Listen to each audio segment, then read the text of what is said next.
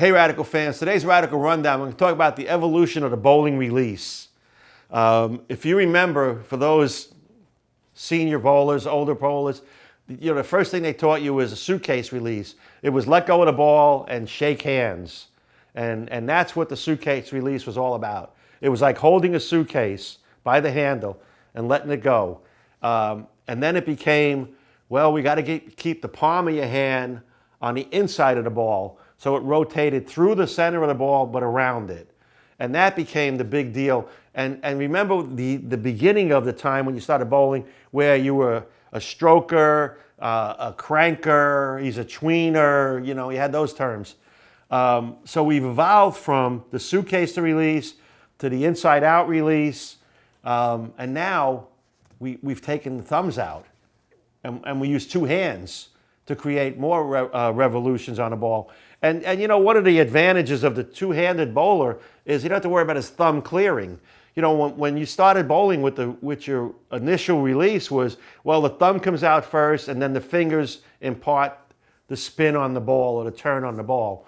And the suitcase release was a perfect example. You just let your thumb out and shook hands. When we started working on the inside-out release, where the meat part of your hand stayed inside the ball through the release, and your hand went around it, but sort of through the middle of the ball with a rounded rotation.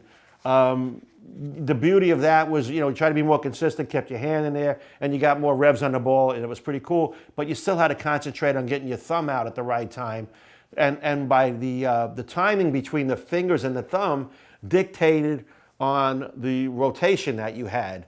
If you had a 90-degree rotation, your thumb was out early and your fingers were way around the side. A 45-degree rotation, your thumb came out and your fingers more forward rolled it more than the 90. And then if you were up the back and had zero rotation, you were coming straight up the back of the ball, your thumb came out and your hand stayed behind it the longest. Then came the take the thumb out of the ball guys. And they don't have to worry about the timing between fingers and thumb because there's no thumb in the ball. And that rev rate went way up through the roof. What made that pretty easy to be competitive with was the patterns gave them targets to throw with a little more steerability. So it allowed them to rev it harder and throw it harder, knowing they were going to get hooked down lane. So as the lanes got easier, the accuracy part of it that the suitcase release imparted on a ball, making you more accurate, made you more competitive in those days, because you had to hit what you were looking at, not look at what you hit. So you looked at what you were looking at, and you kept the ball in line, and you hoped you knocked all the pins down. Once we started to rotate the hand more, it became less important to hit your target as easy. You didn't have to be on top of it every single time. You got away with more action and more pin action down lane. Now with the evolution of the two-handed, the rev rates are so high that they can be a little less accurate and make up for it with pin carry between messengers and wall shots and so on. So the evolution has taken it from the suitcase to the no thumb, and it's over a course of a bunch of years.